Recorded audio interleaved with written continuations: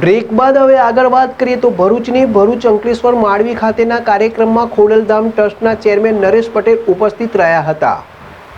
Khodaldham trust કાગવડના સ્વપ્નદ્રષ્ટા સમગ્ર વિશ્વમાં વસતા લેઉવા પાટીદાર સમાજને એક તાંતણી બાંધવાનું સ્વપ્ન સાકાર કરનાર ચેરમેન નરેશભાઈ પટેલ આજ રોજ દક્ષિણ ગુજરાતના પ્રવાસે હતા, જેમાં તેઓએ માંડવી સુરત ખાતે પાટીદાર સમાજના આગેવાનો સાથે બેઠક કરી હતી, જેમાં માંડવી, વાંકલ, બારડોલી, વ્યારા, તાપી વિસ્તારમાં વસતા લેઉવા પાટીદાર સમાજના આગેવાનો, અધિકારીઓ ઉપસ્થિત રહ્યા હતા.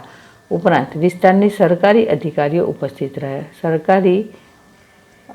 ઉપસ્થિત રહ્યા હતા. નરેશભાઈ પટેલનો બીજો કાર્યક્રમ હતો ભરૂચના ચાવજ કોમ્યુનિટી હોલ ખાતે રાખવામાં આવ્યો હતો, જેમાં જંબુસર, વાગરા, આમોદ, ભરૂચ, અંકલેશ્વર સહિત ચેરમેન નરેશભાઈ પટેલ, સંગઠન પ્રભારી હસમુખભાઈ લુણાગારિયા, ટ્રસ્ટી પ્રવીણભાઈ પટેલ, ભરતભાઈ પટેલ, બકુલભાઈ સુરઠિયા, ભરતભાઈ બોદર, મનોજભાઈ સાકરિયા, પંકજભાઈ ભુવા, મનસુખભાઈ રાદડિયા, નરેશભાઈ પટેલ, કિંજલ કેમિકલ, સુરત, વડોદરા અને નર્મદા જિલ્લા ખોડલધામ પરિવાર તથા સ્થાનિક લેઉવા પાટીદાર સમાજના પ્રમુખો, ખોડલધામ સમિતિના કન્વીનર, સહ-કન્વીનર તથા સ્થાનિક સમાજવાસીઓ ઉપસ્થિત રહ્યા હતા.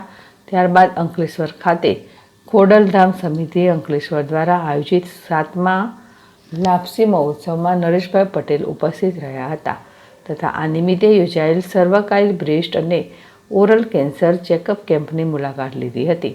ત્યારબાદ ઉપસ્થિત લોકોને સંબંધી રાજકોટ નજીકના અમરેલી ખાતે આકાર પામનાર આધુનિક કેન્સર હોસ્પિટલની જાણકારી આપી હતી.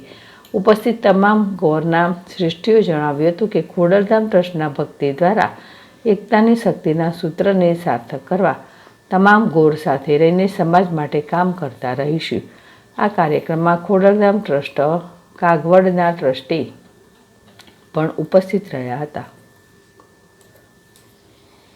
યાકુબ પટેલ, ZSTV, ભરૂચ.